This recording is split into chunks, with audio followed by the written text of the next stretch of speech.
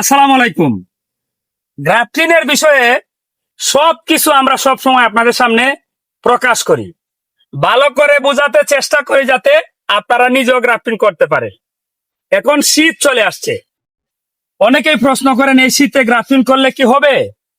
সুদক্ষ হাতে যদি কেউ গ্রাফটিং করে প্রাপ্তবয়স্ক সায়ন হয়, এই যে দেখেন এরকম সায়ন যদি হয় তাহলে শীতেও জার্মিনেশন করা যায়।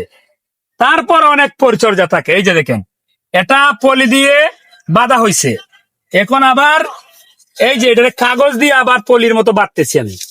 এই যে বাঁধতেছি, যেটা আমরা এই যে এরকম একটা পলি হাউস করে ফেলছি এখানে, যাতে বাতাস না ঢুকে, যাতে ঠান্ডা না লাগে, এরকম সিস্টেম করে এটা জার্মিনেশন হওয়ার জন্য আমরা চেষ্টা করতেছি। সবাই দোয়া করবেন। আজকের গ্রাফটিনের বিষয়টা আপনাদের সামনে প্রকাশ করব না, সারপ্রাইজ হিসাবে রেখে দিলাম। এখানে অনেক জাতের আমের ভ্যারাইটি গ্রাফটিং করা হয়েছে। আমার শামীম ভাই, আমার বাচ্চা সালে আহমদ, আমাদের নানা ভাই সহ আমরা সবাই মিলে কালকে রাত থেকে এখন পর্যন্ত এখন শেষ হয়েছে, এগুলাকে আমরা বাঁধতেছি।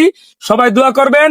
এগুলা যখন পুরোপুরি জার্মিনেশন আসবে তখন আপনাদের সামনে প্রকাশ করব কোনটা কি দা। সবাই ভালো থাকবেন। আল্লাহ হাফেজ।